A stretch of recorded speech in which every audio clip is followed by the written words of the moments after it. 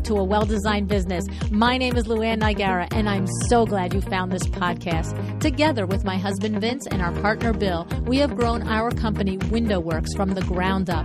So I know and I understand the challenges you face in running your interior design business. I also know that your talent alone isn't enough to ensure your success. So on this podcast, we talk about strategies and practical steps to help you grow your business. But make no mistake about it, we have our share of fun here too, mixed in with those aha moments that I love so much. This isn't fluff. Nobody has time for that. Whether you are a new interior designer or a seasoned designer, I am here to help you create and to manage the kind of interior design firm that you dream of. It's straight talk and it's action. Are you ready?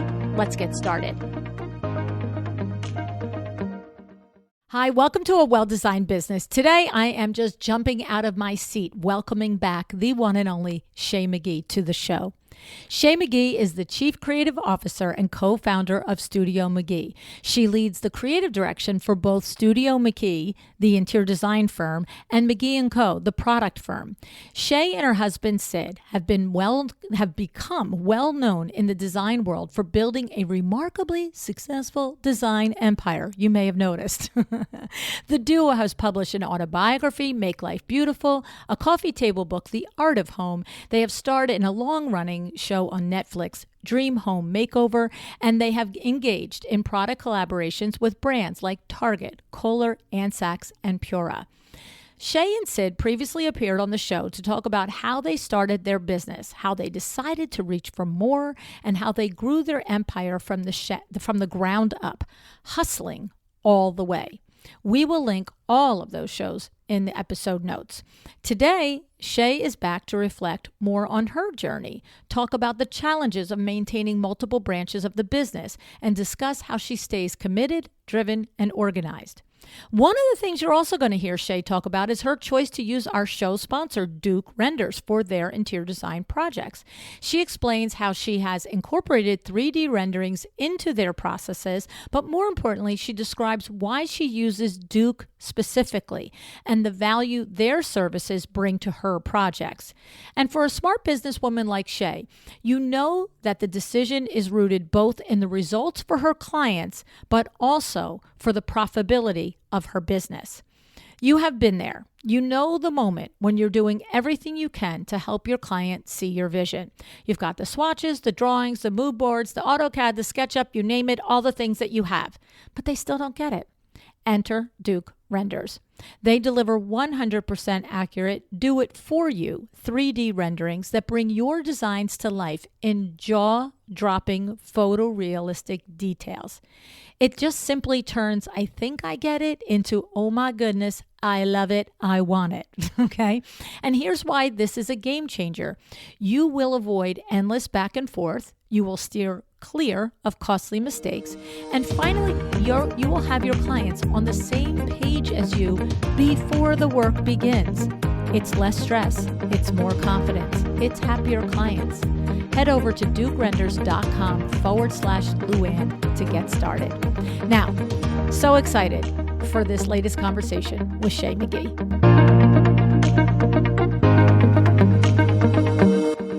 Hey, Shea, thanks so much for coming back on A Well-Designed Business today.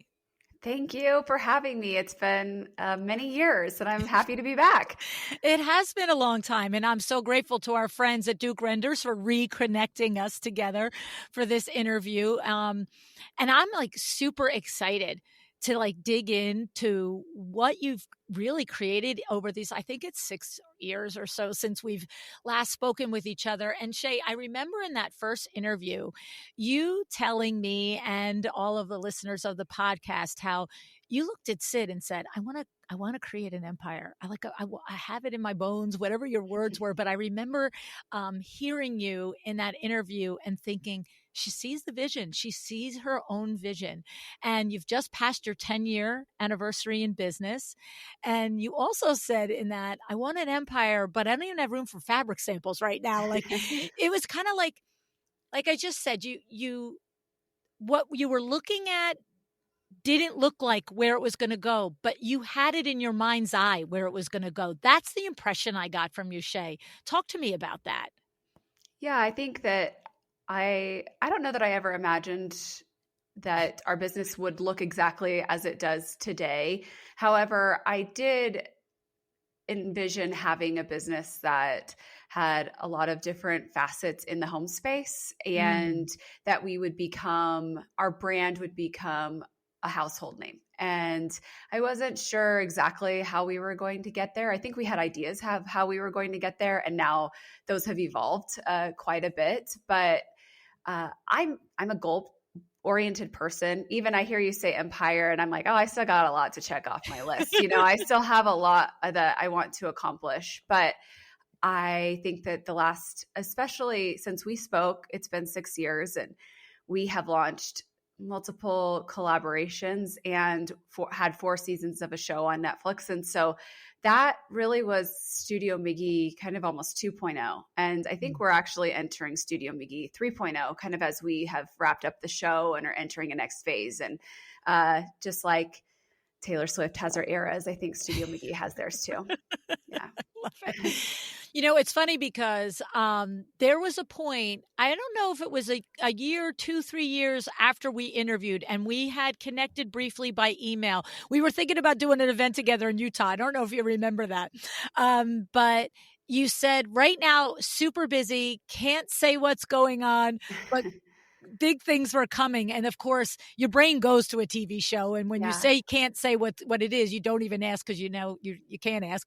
But my question is, in that, you just said that was like you didn't really know exactly what it was. You knew it would be a household name. So if you take any sort of inventory, were there things that you visualized that would happen that did? And like, I'm trying to describe, like, for instance, when I started the podcast, 2015, I'm sitting down with a business plan, and I have these 27 things, and, 20 happened, 7, 5, I don't even want to happen anymore. 2, I realized was like, what were you thinking of? You can't do that.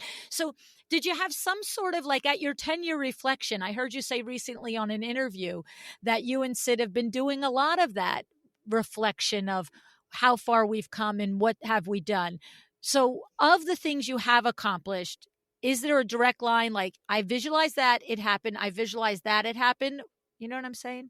Sure. So we had a short bucket list of things that we wanted to accomplish. And by we, I mean, I think it was more me, because Sid is really focused on growing the business. He had one goal, and that was to grow the business to a certain point. And we've reached that, and he's still not done. He's now set the benchmark higher. But I wanted to have a design book, and I wanted to try my hand at doing a television show at some point. And those were kind of the check marks of what I looked to when I saw designers that had grown successful brands and names.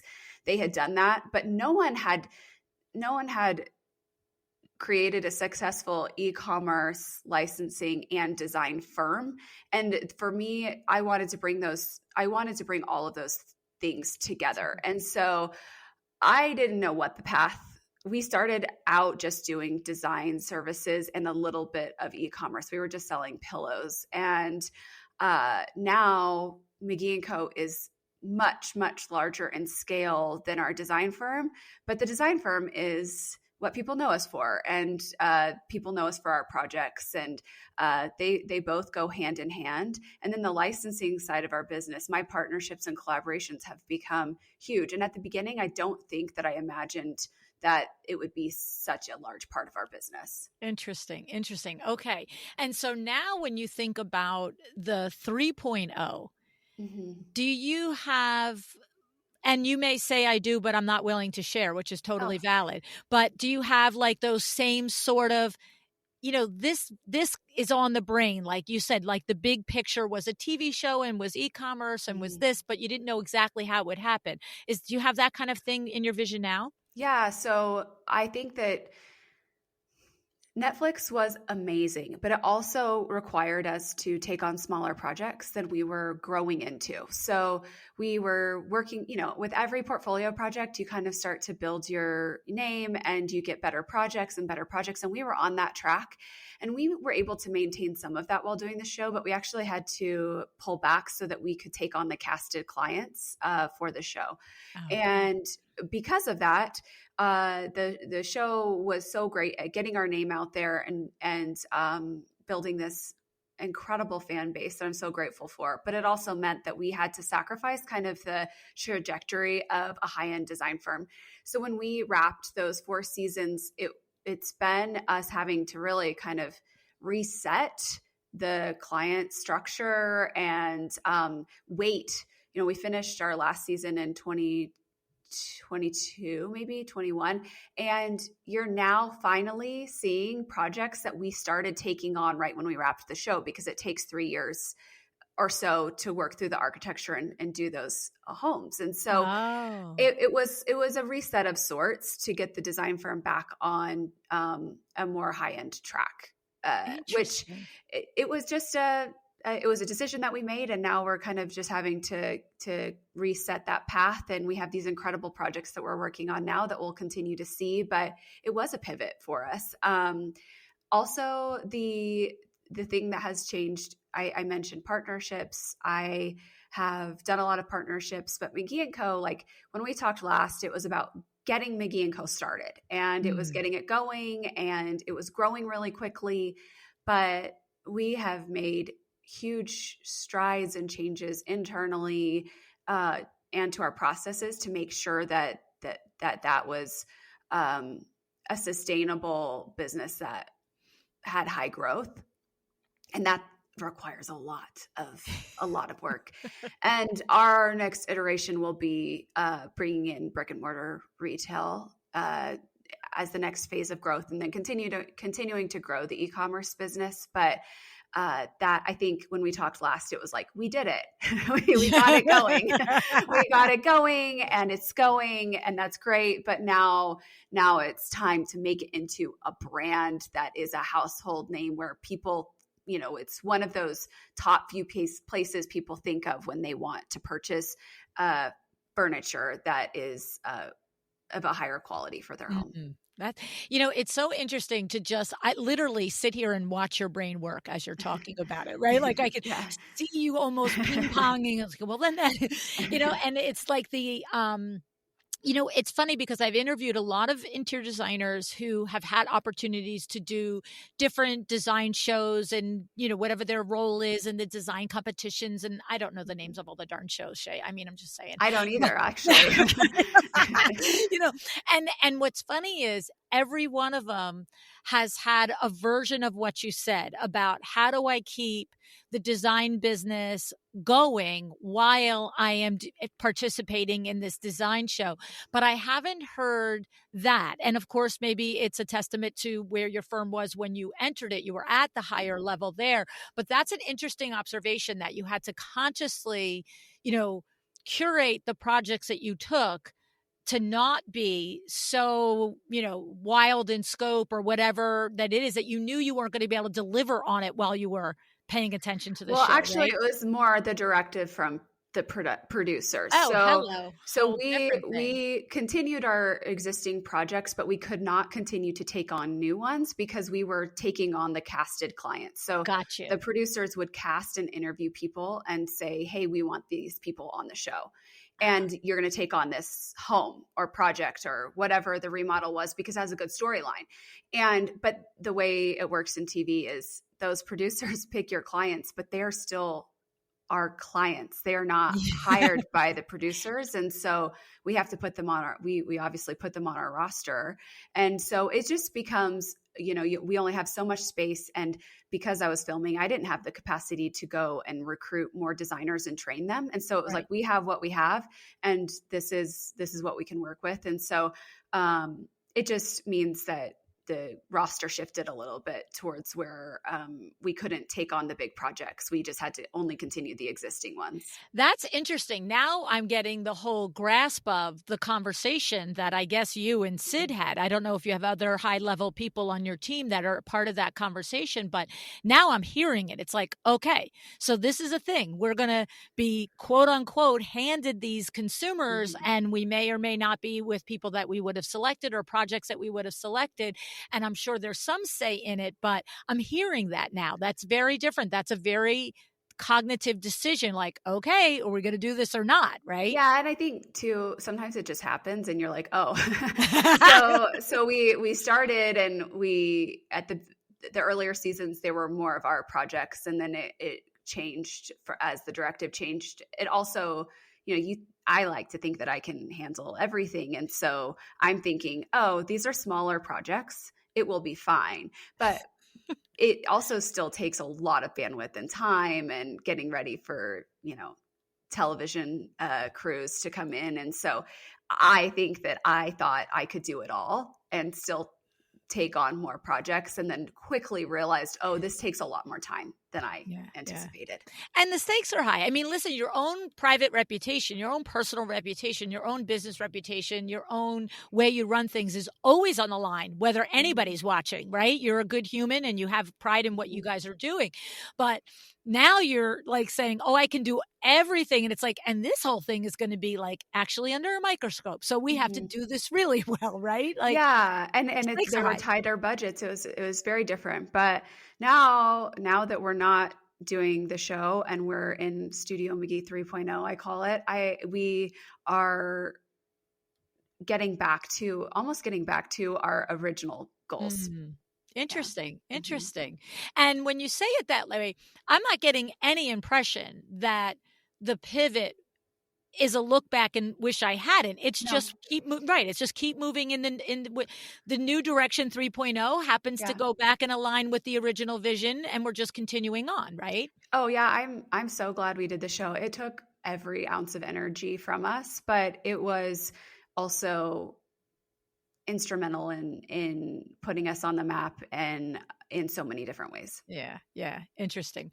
You know, it's funny. Do you know when you said something about the budget, you said the budgets are different or whatever you just said, it flashed me back to something that you said in the first interview that we had. It just hit me. It just flashed me back. And do you know how many times in the last 6 years I've repeated this thing to somebody?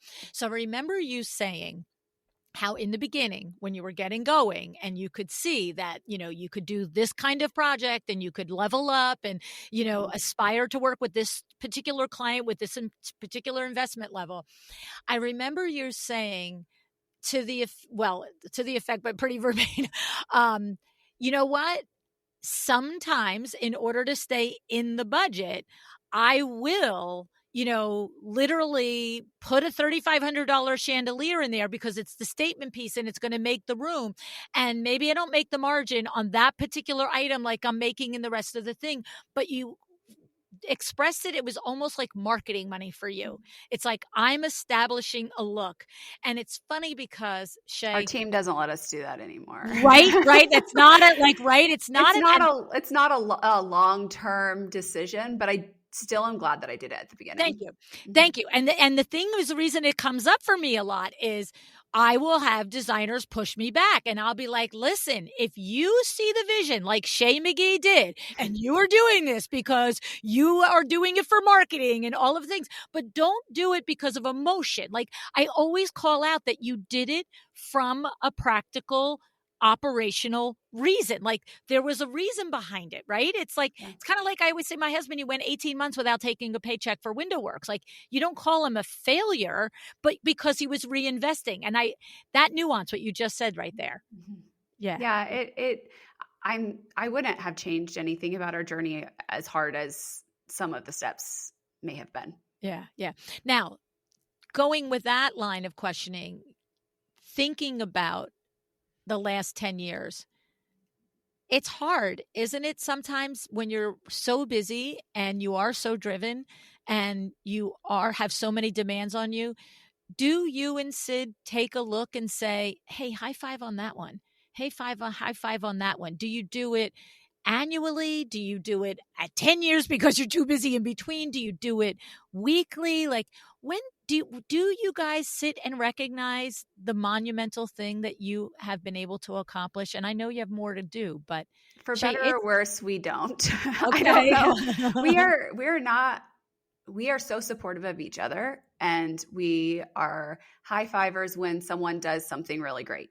But we do not high five with business accomplishments. It's just kind of like, okay, but we got to keep going. Like there's a fire that needs to be put out, or something else is going on. And I think the only time that I see us sitting down and kind of give, connecting eyes and saying, oh, maybe it is pretty cool what we've done, is when someone else, like, we're sitting in a meeting and someone's like, this is incredible. And Sid and I are, kind of looking at each other like, oh yeah, I guess it is, but I have some problem that I need to go solve right now. And, it's just kind of, there's always something going on. And so probably it's our antsy personalities too, that we're just kind of always busy. Yeah. You're driven, Yeah. and you're seeing what's next. You're seeing Yeah. what's next, I think, is what it is, Now, knowing how busy life is, running these multiple businesses and everything, children, marriage, all this stuff, how do you plug back into creativity? And is it something that you plug into in a daily way? Is it something in a weekly or a monthly, or is it quarterly? Like, what's that, Shay? Because you've mentioned several times, it's almost like this hamster wheel. It's like, okay, that's great, that's good, we did that, but there's a thing over there. So how, with all the pressure and all of the responsibility, it is an empire now. I know you think you still have yet to build it, but you have built an empire, at least the 1 and 2.0 versions. How do you tap back into creativity? How do you keep the juice going? Yeah, I think, well, I will first say we're not good at giving each other the high five over business accomplishments, but we are great at taking time with our family and with each other. That is something we learned really early on. Like, we have a planning meeting at the end, like the beginning of each year, at the end of, right after Christmas. We will sit down and we plan out and we block out every vacation as a family, and we book those flights and hotels. And we do that because we learned the hard way that if you wait to the last minute, something will come up. And if you just say, no, we're going somewhere.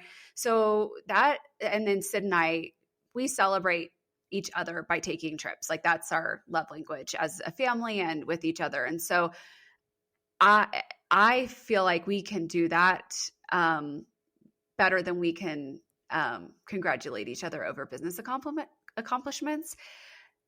So that leads into, how do I, plug in creatively? And I think that to plug in creatively, I have to recharge regularly by taking those little breaks and maybe getting some inspiration or sunshine. But honestly, that's one of the hardest things to do, is actually to find time to just be creative without anything like a project, if that makes sense. So I'm always reviewing design projects. I'm reviewing products constantly, and those require creativity and a lot of decision making. However, I have to schedule time to just sit and do these creative presentations for our team. So that is one way that I've found, so that, because everything has to be scheduled. If it's not scheduled, it doesn't happen. And we started doing these quarterly creative vision meetings where we have multiple types of creatives within our team. So you have the product designers, you have the stylists, you have the interior designers, and we are all working together in different ways. And it's really fun to get together. So quarterly, we have these share out meetings where we put together these mood boards of all the different things that we're inspired by. And it's probably easily one of my very favorite times every single quarter, because there is no agenda. We're not designing anything. We are just sharing what we're inspired by. And because of that, I have to get ready for those meetings, and my assistant can schedule out hours and blocks of time to get ready for those. And that is where I sit down and I'm going through my magazines and I'm going through travel pictures and I'm looking at themes and trends that emerge. And that's what works for me. I think that as long as you're taking time to recharge, you will be in a good mindset to be able to sit down and focus when you need to be creative. That's very, very actionable, right? I mean, the combination of the personal scheduling it. It's so funny. Years ago, one of my business coaches that I work with, Amber de la Garza, and she said the same thing to me. It was like I was maybe, I don't know, 3-4 years running the podcast and still doing window works at the same time.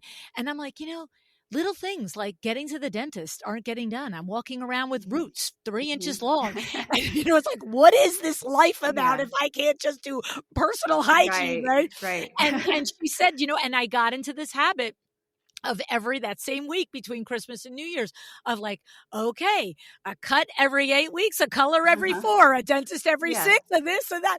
And it's like, that version of that. And then I love the quarterly. And so you have the different components. Like you said, you have your interior design staff, you have your product development staff, the different creatives that are working.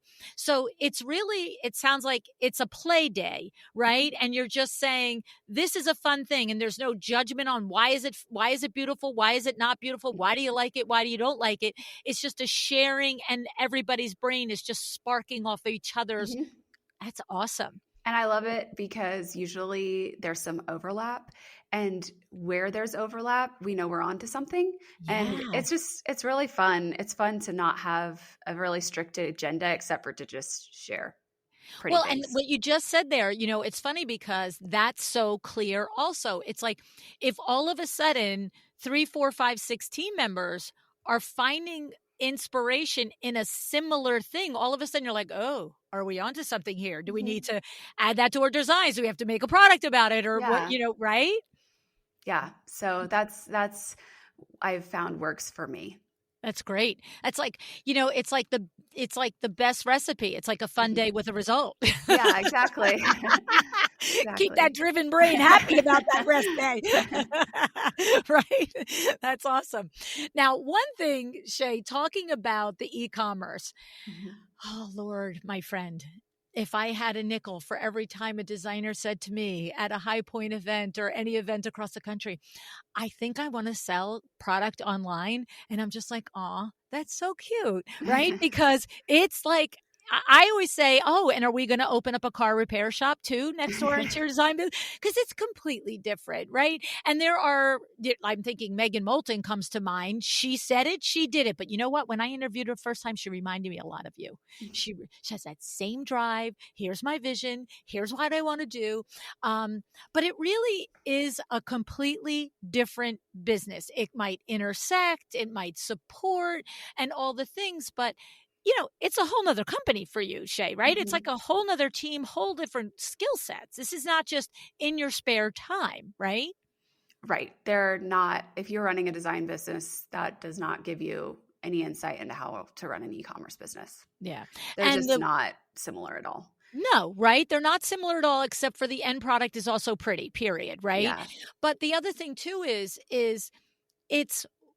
it's not a business that's going to work if you're not one to hundreds of thousands, if not millions, right? Like you got to create the email list, the platform, in order for this e-commerce thing to be marketed to. That cannot be underestimated. Is that a truth? You agree with that? Yeah, I think that the way we did it was we built the following and then we launched e-commerce, which seems like a no-brainer, but that's not how things were being done when we did what we did. And then, of course, many people have followed that model, but that was novel to do that. Because typically what happens in an e-commerce environment is you say, I have this brand idea and I'm going to start this, jewelry company or whatever it is. And then you build the brand and the customer base to follow that brand. And we did it in the opposite way, where we built the following and then launched e-commerce. But you have to continue to build, because e-commerce is, even if you're the type of company that's drop shipping, there's still overhead, and you can't just rely on your existing lists of avid design lovers. You have to grow.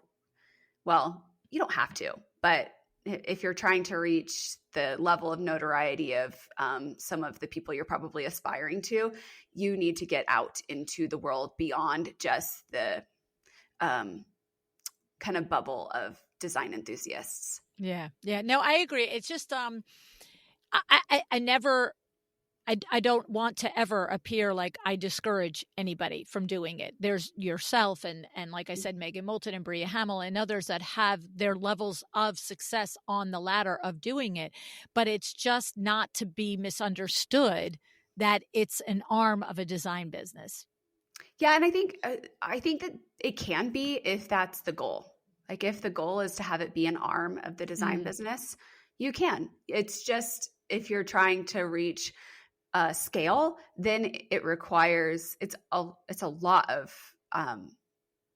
money to build something that is sustainable and helpful to consumers. And there's a machine of product development and styling and getting customers what they need.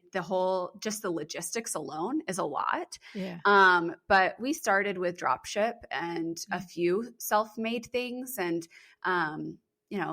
that creates its own issues. But it does alleviate some of the burden when you are sourcing from vendors. And now we manufacture most of our products, but we've evolved into that. We had to grow into it. We didn't just say out of the gate, like, we're going to design hundreds of pieces of furniture and decor and lighting and rugs. It didn't start that way. It evolved into that. And so I think it is really hard, but I don't have the background that says I should be successful at e-commerce. And we've figured it out. Yeah. Well, and I think for clarity, based on what I said, and then your insight is, it's not that it's not and shouldn't or couldn't be an arm of the design business. And I think your clarity informs my statement. It's not just an extension that's going to be profitable without a whole vision and business plan around it, right? It's a different animal. It's a different animal, especially if you're used to design services where hours are trackable and you're getting you have like a really clear line of accountability between billable hours and the clients. And then you are selling them products, and everyone does that differently. But so there's some insights to be learned there. But it's just like the shipping alone is a beast. And so I would just say, just be prepared for some real ups and downs. And there's always something. Yeah. In the 10 years that you guys have built this together, have there been times, Shea, when either you felt really clear about a thing that you wanted to create or do or direction, and Sid maybe was like, I don't know, I don't see the profitability of that, or I don't see the operations of that, or whatever, or vice versa, where he was like, this has got to be a certain way, and you just was like, no, just trust me on this, go this way? I will say that Sid is not a no guy to me. Oh. He is. In fact, figure it out for you guy. Yeah, he figures it out. Or I would say now, in the 6-7 years since we talked last, as we've grown significantly, I have an executive team. I have a board that I am working with. And I would say that those executive team members are very, very bottom line driven. And Sid and I are still the founder dreamers, and Sid is CEO, and he makes tough decisions all day long.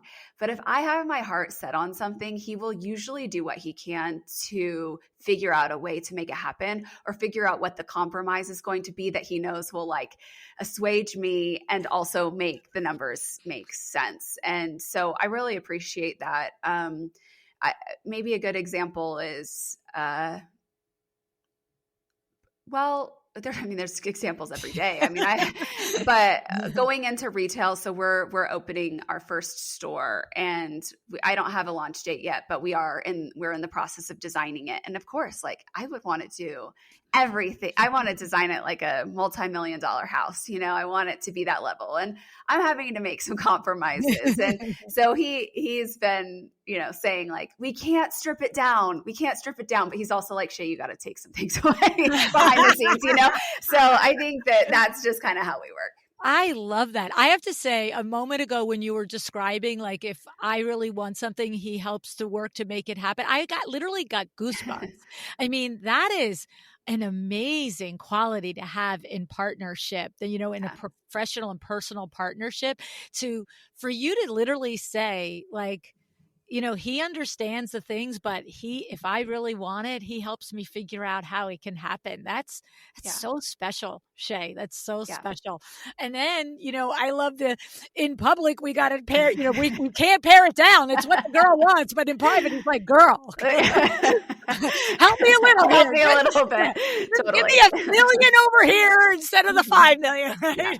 Yeah. That's awesome. That's a great, great quality for the both of you to have. It really is. That's really special. All right. Now, let me ask you, when you come to an interview like this, it's funny, Shea, my daughter used to have a podcast. She used to end the show, and I'm not ending the show. This part of the show, it occurs to me. In thinking about the 10 years, thinking about the things that you've learned and you've experienced and accomplished since the last time we talked, is there something that needs to be said that I'm not asking? Is there something, that you'd like to share that I'm not thinking to bring out, or an observation or something? I would say that people who show up every day don't get enough. Like, we often gloss over the fact that just consistency over time and dedication can pay dividends for whatever it is that you're putting your mind to. And just because we've achieved this success as far as the design world is concerned, and from an outside perspective, it looks like, we've ticked a lot of boxes. It doesn't mean that it just was like handed to us. There are thousands of decisions that go into almost like our every month. And those decisions have an impact, but it just requires showing up and not really making excuses for maybe why something is going wrong. If something isn't going well, then we got to get to the bottom of it and make tough calls. And I think that making tough calls is what makes a really good leader. And we've learned that, over the years, but especially recently, the environment and the interior design space, specifically home furnishings, has been a tougher one. We saw extreme growth over the COVID and right after that, like those years. And then home prices and interest rates, those are directly tied.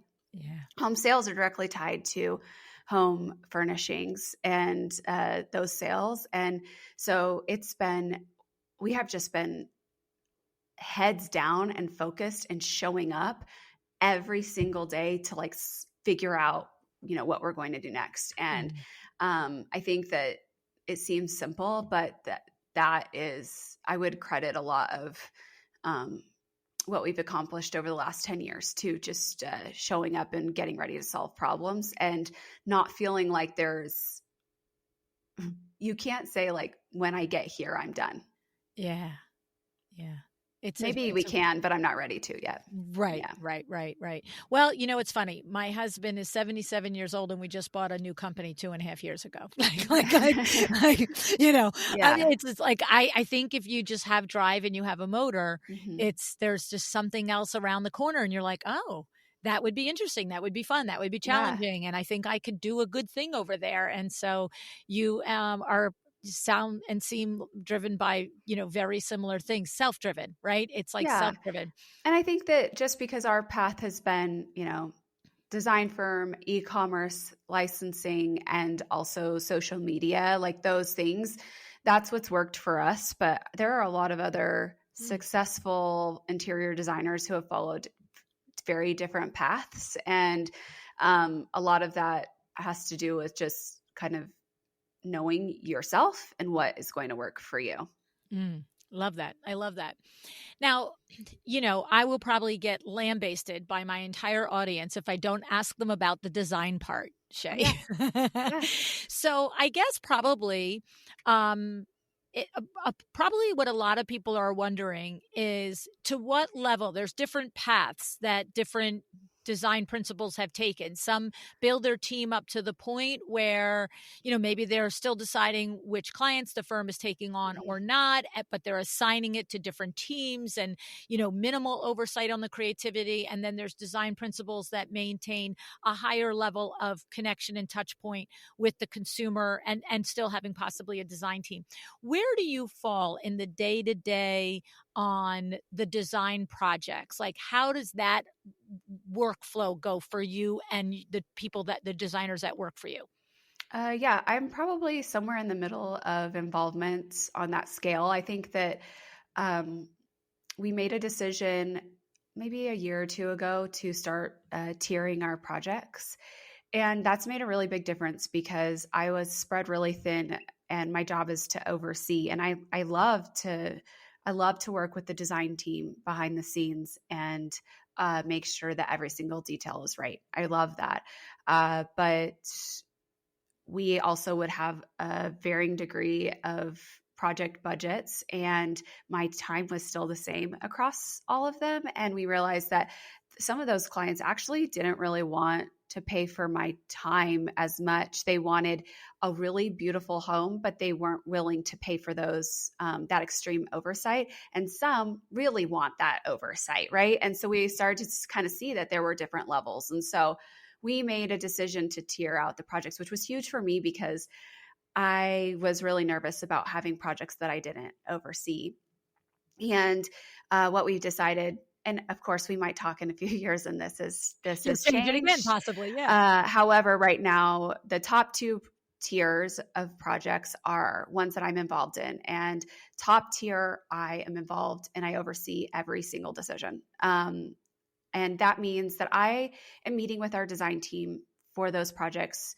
We work in teams on the design side, and so I will meet with like the lead designer and the junior designer on those probably once a week. And they show me everything, and we work through the samples and we work through everything. And their job is to interface with the client. Like I will come to presentations and some of the really key meetings, but I'm not doing the day-to-day communication because that's where the time Right, right. really Here's the status disappears. of the Right. 16,000 things we ordered for you and what's And back ordered. and And honestly, the clients are really wanting my visual decisions, not right, the right. other What in time is the between. wallpaper guy Right, coming? right, exactly. So for that top tier, I'm involved in every decision and for all rooms. And then the second tier, I'm involved in main spaces and not those secondaries like guest bedrooms and things like that. And then third tier, I'm not involved in at all. Mhm. And then the fourth tier is virtual design. Interesting. That's so smart. That's so smart because, you didn't say it explicitly, but I understood it to mean the client is selecting their level that they want, right? They're coming Yeah, into it eyes wide open. I want full on Shay. I want middle yeah, Shay. I just want the look that Shay has taught everybody on your yeah. team to do, right? Yeah, but I want it to cost Yeah. this much or less, right? And so Yes. that has worked for us. I don't have enough information to say that we've done it for years and years, but we've done it Yeah. for a couple of years now, and clients seem to be happy with that optionality. And there's no mystery around how much I'm going to be involved Right. because I think that in the past I would insert myself into the big projects, but there was no clarity on really what The that involvement was going to expectation. look Right. like. So from the beginning, we can outline Shay shows up at these meetings, and that really helps. Really I helps. I Yeah. love it. I love it. I love it as a consumer. I love it from your team perspective. I love it from your time Mhm. because now you can literally manage your personal timeline. I mean, Yeah. pipeline, right? Your personal timeline with the pipeline. It's like, well, we already have whatever your capacity personally is for the full involvement. Mhm. Well, if we've got two happening and my capacity is two, well, then guess what? That one has to wait a year or 6 months or Yeah. whatever, right? You're not you've made a very clear metric on how your world is managed so that you're not dropping balls and Right. feeling overwhelmed and having clients with mismanaged expectations. Yeah. I That's think that genius. it's going well, and we're liking that system. Uh, of course, time's always going to be an issue for everybody. Sure. It's just a thing. But I love to be involved in the design process, and so it's not something that, even as McGee Co has grown, I just haven't really. I don't have any intention of removing myself from the design services business. Yeah. It's funny. Nate Berkus once said to me in an interview, I asked him, with all the things going on, all the different revenue streams, all Mhm. the different ways you show up in the world. And he had alluded to 2 or 3 times during the conversation that his interior design firm at that point was run by a super, Mhm. super well respected. He loved this person as a leader and did the projects. And, he said a couple of times, a couple of projects here and there I'm more involved in, but for the most part, my team is a great team. And I said to him, I said, why do you stay involved at all at this point? Like it's clear the Mhm. faith and trust that you have in the design firm. And he said, because it helps me inform everything else I do, whether it's Mhm. product design and Yeah. licensing and different things like you just said, Yeah, it's right? definitely like research too. You get to hear Yeah. client feedback, things that they like, don't like. I get to see kind of what's out there and what things people are gravitating towards. And Yeah. um, I, I, I mean, it's where I started, and I still love it. Well, But I and love for, product design too. yeah, yeah, Mhm. yeah. I mean, I think, look, I've said this before. I've never met ever. I've never, ever. Maybe there's one out there. And if there is, you're going to have to put your hand up. But I've never met an interior designer that's an interior designer by accident. Every single one that I've met is like, I love it. I love it. I love the products. I love the process. I love the textures. I love the results. Whereas lots of other industries, it's like, well, I'm in it because my mom and dad were doing it and I work for them. Yeah. Or, I'm in it because I got a job in high school, or I'm in it because, my mentor, but I've never met a designer. It's like, yeah, I just decided one day to be a designer. Yeah, I think you're right. There's too much it takes up too much of your headspace all the time outside of work hours to not love it. Yeah, yeah, yeah. It's a very interesting phenomena in the industry. So now with the design process, I do understand that your company, partners and chooses to work with Duke Renders, who is Mhm. longtime friends of mine and sponsors of the show, and certainly know Fernando and Mina and all the people at the team. So how did you become aware of Duke, and were you using renderings and or this was the first time and you loved it? Tell me a little bit about that history, or Yeah. why, I don't you know know. how many years ago it was, but I heard an advertisement. It was like maybe they were sponsoring something interior design related. I don't remember exactly what it was, except for that I remember it was an advertisement and that I wrote it down and thought, oh, I should check them out. And so it was renderings were something that I was really interested in, but had not seen done in a way that I felt represented what we had in our minds Mm, yet. And when I reached out to Duke and we started working together, um, it was clear that we were onto something, but we hadn't done it before. And so we started slow. So it was um, convincing a client or two who was having a hard time wrapping their head around a space to, why don't we render a room? And it mm. was like just encouraging them to, why don't we render this space or this kitchen or living room, one of these big spaces? And um, I started to realize that it was a lot easier to pitch our ideas when they could see them in 3D form.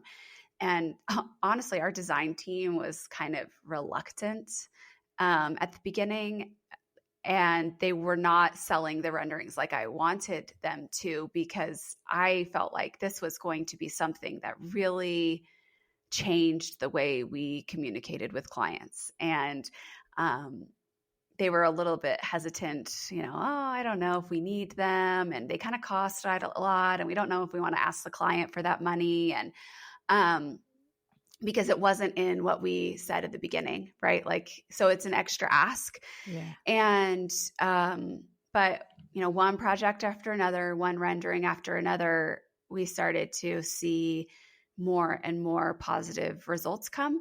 And the renderings too, over time, have improved significantly the quality and the level of detail. And so now when we take on a project, and those top 2 tiers, we just say rendering's part of the process. And rendering's part of the process for a certain number of rooms, depending on the size of the home. And then if they want to render like smaller spaces, they can too, but we really focus on the big ones. Okay. And I mean, what is a designer's goal is often to execute their vision with as little revisions as possible, right?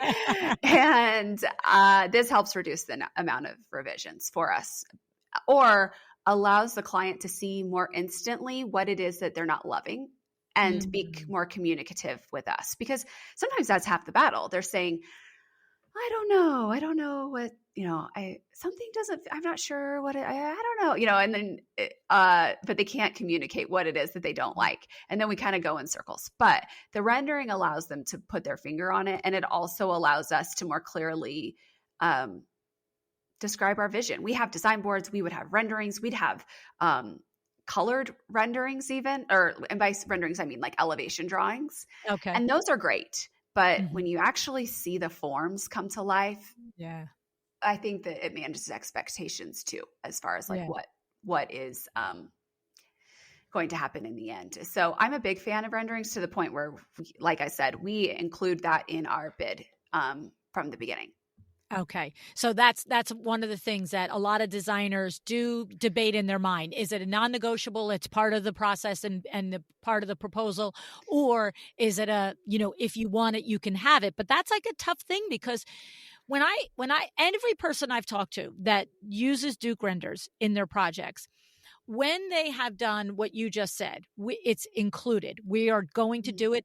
They're doing that because of the reasons that you just said. They're having less time in revisions. They're having more clarity on your vision, more clarity on what they don't like that they weren't able to express. And it just becomes only like I've always heard in my head, it's no different than, am I going to take a bike every day to the 10 miles to work, or am I going to take a car? It's like, yes, a car costs a lot more money, and I have to repair it, and I have to get gas, and I have to do all these things. But yet I'm going to get to work in 10 minutes every day instead of an hour. And that's what it feels like with Duke renders. I mean, it seems like what you're saying, right? Yeah, it really, even the way we present has changed, where we used to go through our drawings and our design boards, and then we would do the reveal of the renderings, right? And now we just cut straight to the renderings. And then if they're not loving something, then we'll start to dive into the details of the design boards, that it's this specific piece of hardware, this leg detail, to kind of pick apart what it is that they might not be liking. But it helps us sell, at least as of recently, I've noticed that it's helping us sell ideas that feel a little bit riskier for the client. Yes. And then once they see it, they're like, oh, that's actually pretty cool. Okay. Yes. And it's also great because we could make an edit. We could have Duke do 2 renderings. So we'll say, can you render this exact same room, everything the same, but can you do the cabinets Merlot, and can you do them taupe? And so the client could compare the option. If you're loving what you're hearing, Duke Renders has put together something special just for you. It's a starter package that includes 1 beautifully rendered interior space with 2 stunning views. The best part? It's only $4.99. Normally, this would be $1,000. So if you've ever wanted to see your designs come to life in high-end 3D, now is the time. Go to dukerenders.com/LuAnn to get it. Now let's get back to the episode. Yeah. Well, I mean, and that's so key, because as interior designers, you are in a much better space, headspace to visualize. But even that, a kitchen in Merlot cabinets or taupe cabinets, my brain just went, wow, that's risky. I got to say Merlot? Like, Yeah. whereas I can look and go, clearly, Yeah, that's amazing, right? Yeah. Or the other thing that it really allows us as designers to do is catch things too. Ah, So because you're getting those three-dimensional forms, it's allowed us to catch maybe transitions, because maybe not transitions that were up to us. Maybe it was like architectural, but they're like asking a question about, uh, the ceiling meeting the wall, or, and it makes us think through it. mhm. Or we'll see, oh, that wall space actually looks a little bigger than it did on the plans. I think we need art here, whereas we were thinking we didn't need artwork before. Yeah. It just allows you to catch things before it's one more stop. It's Yeah. an early stop for Yes, us. yes. So And it's funny because when I've heard designers opposed to the photorealistic, like, I mean, the actual, like, the Duke renderings are ridiculous, right? mhm. You would agree, right? Yes, they're really great. Yeah. And I know I hear people say, well, it's never like the real thing. And it's like, yeah, you're right. But it gets us pretty close. And isn't that the point of a design board? I don't know. I I think because I'm coming from a place of someone always looking for growth and the next thing to like optimize our business, I don't get stuck in fact, the whole reason that we've had success as a design firm was because we thought outside of the box and didn't listen to the traditional ways of the interior design industry of being reluctant to try new things. And so I think that there's going to be roadblocks with every single new development, but you can kind of make it. But you can make it great for you, or you can just choose not to do it. And I do think that for us, I'm really glad that we've been open to trying the renderings, because it's been a game changer for presentations. Interesting. Interesting.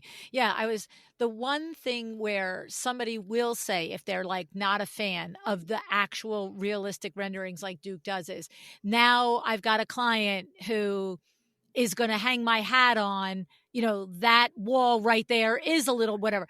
And I just feel like, but it is actually real. It's not a rendering that's almost like it. It's the actual thing, right? I Yeah. mean, it kind of is the argument, is So the I answer would to the say, argument. I'd say Yeah. like furniture proportions in renderings are a little off. Like they're Okay. just always not quite exactly, but it does give you a good sense for the scale of the room. And it Okay. gives you a good sense for the materiality and the colors and how everything works together. And from my experience, everyone's clients are different. My experience is clients are going to get hung up on something regardless of what you showed them. Right. So they're either going to get hung up on something on your drawings and design boards, or they're going to get hung up on something in the renderings. But I find that they get hung up on less with renderings. So that's why I choose that. And it helps me. It helps me. I'll get things rendered and I'll say, ooh, I kind of wish that was a different color. And maybe Interesting. I wouldn't have caught that before. Right, right, right, right. It's like literally bringing your vision to reality Yeah. before you build the darn thing with all the trades involved that Yeah. take to get it done, right? Yeah. And everybody, and it's not just our clients, these renderings help everyone. The builders, Mm. they help.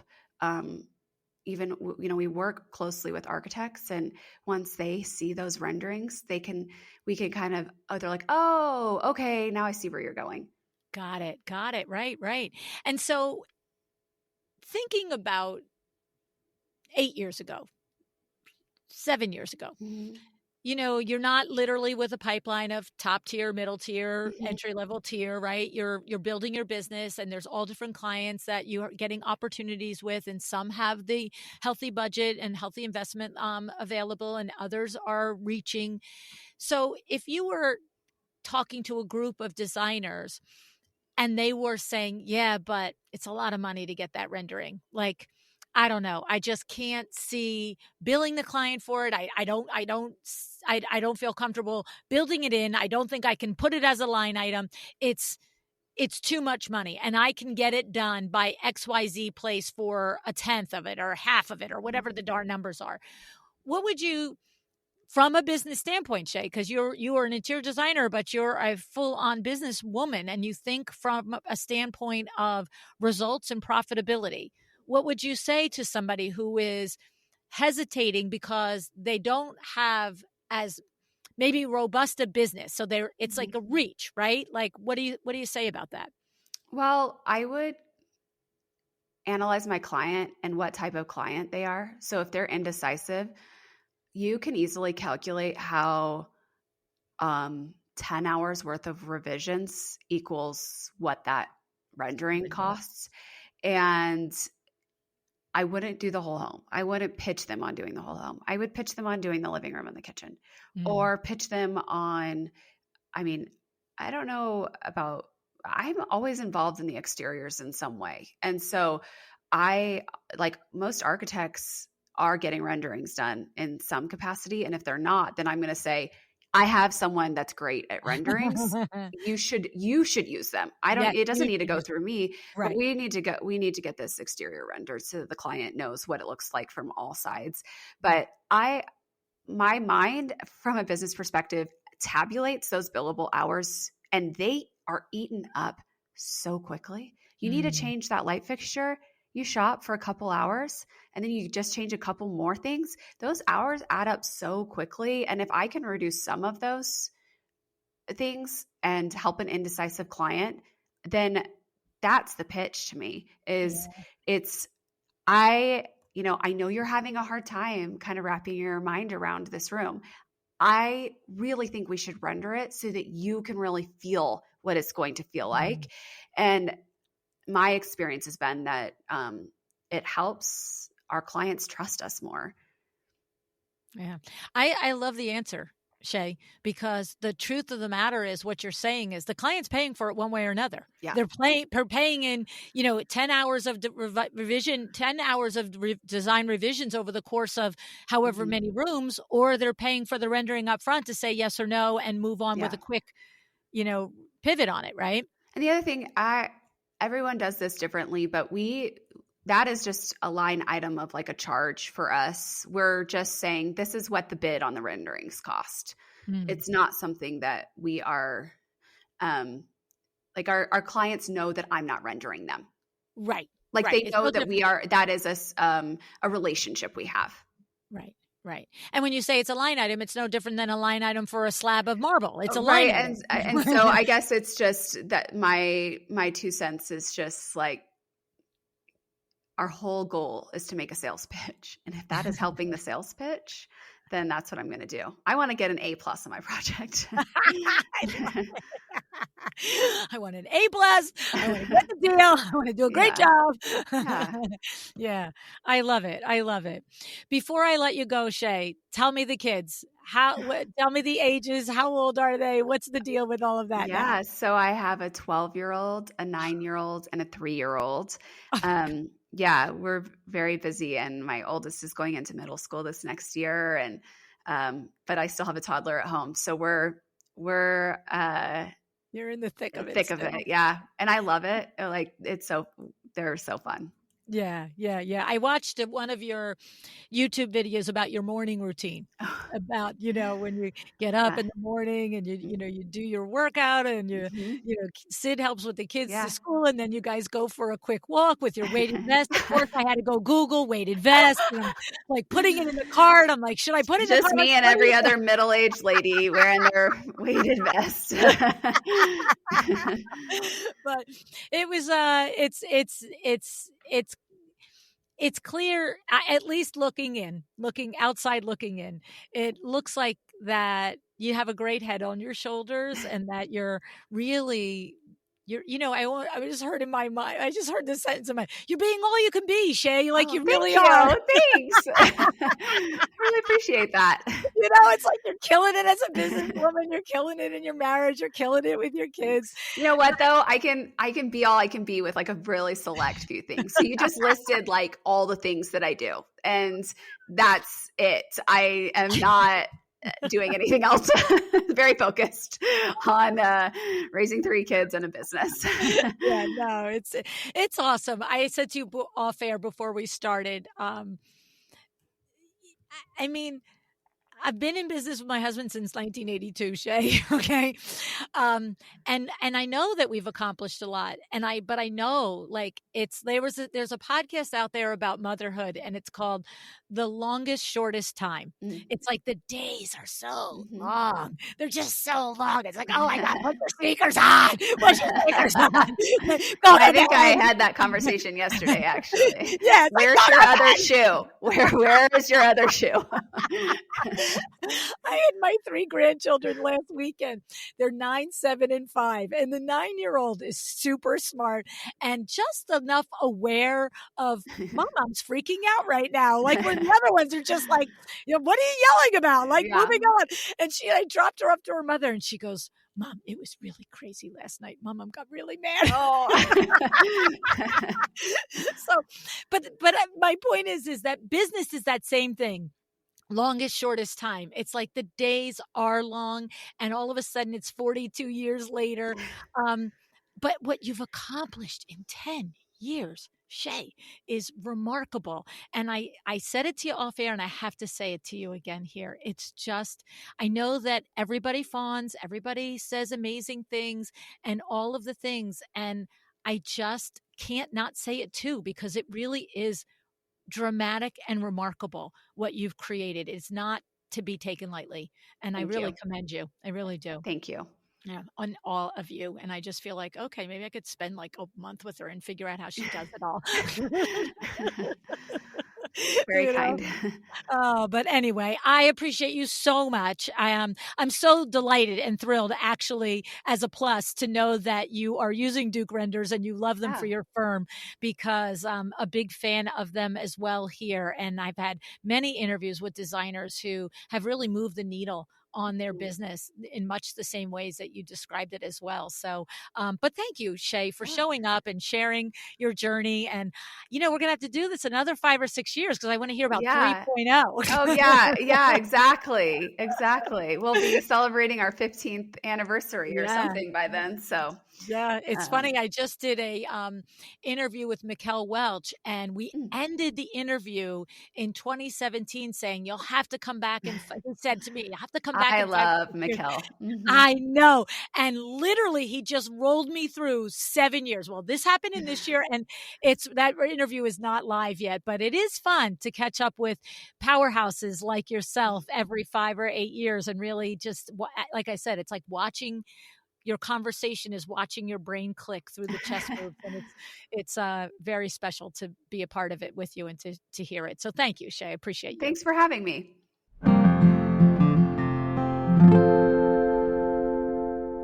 Okay, so I want to start with a moment that really moved me in this conversation. And of course, lots of things I loved about the business and the design and the milestones. But it was that moment when Shea said, "When I have an idea, Sid asks, 'What can I do to make it happen?'"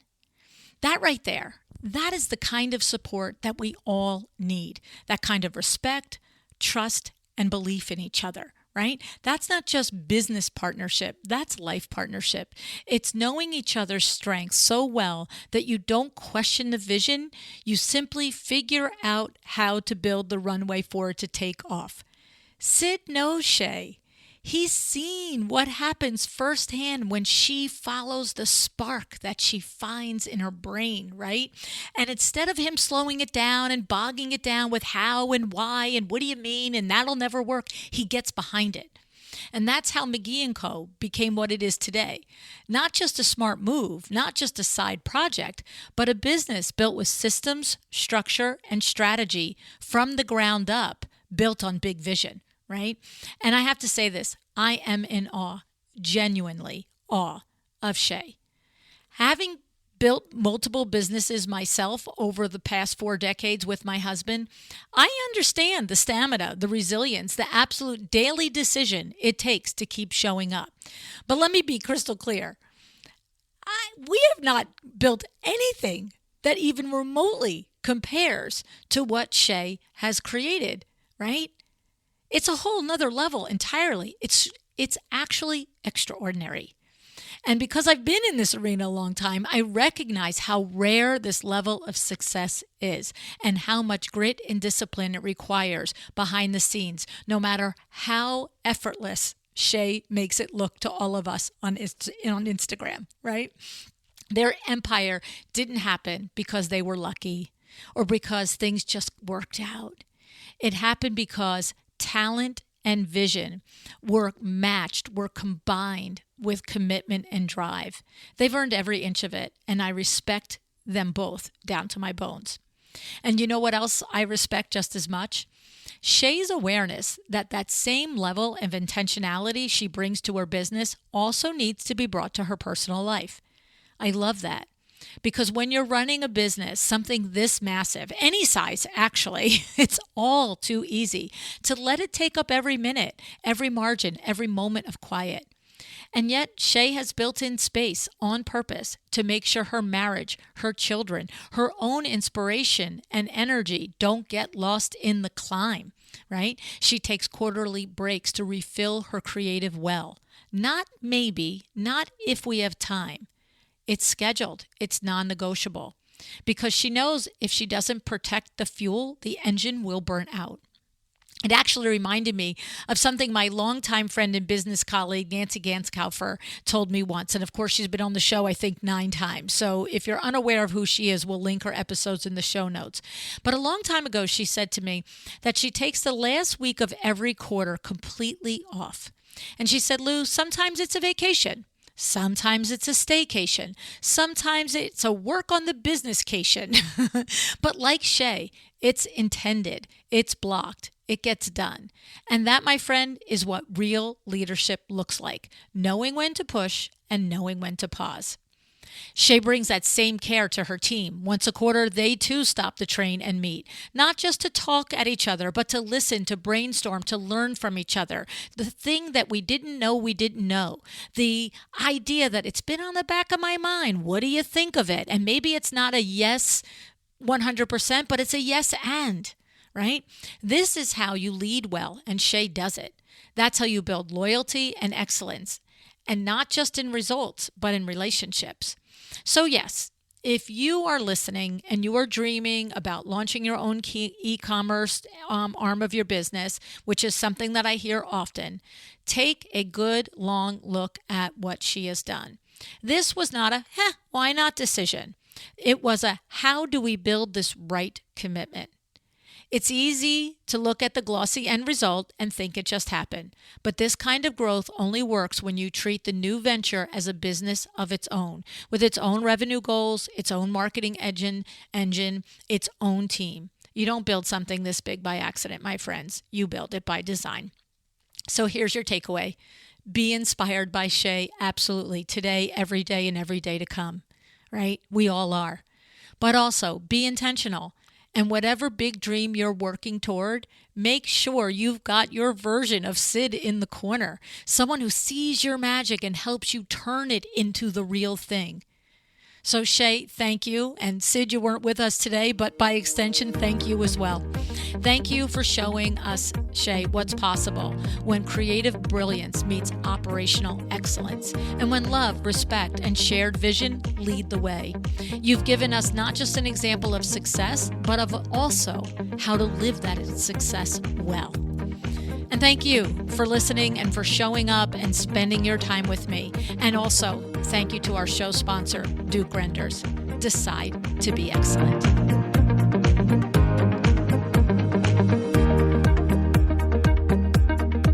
Thank you for joining me today. This podcast is a production of LuAnn Nigara, Inc. If you want to know more about me, my books, or LuAnn University, go to LuAnnNigara.com. And if you are interested in having WindowWorks help you with your next window treatment or awning project in the New York, New Jersey metro area, go to WindowWorksNJ.com to learn more. Have an excellent day.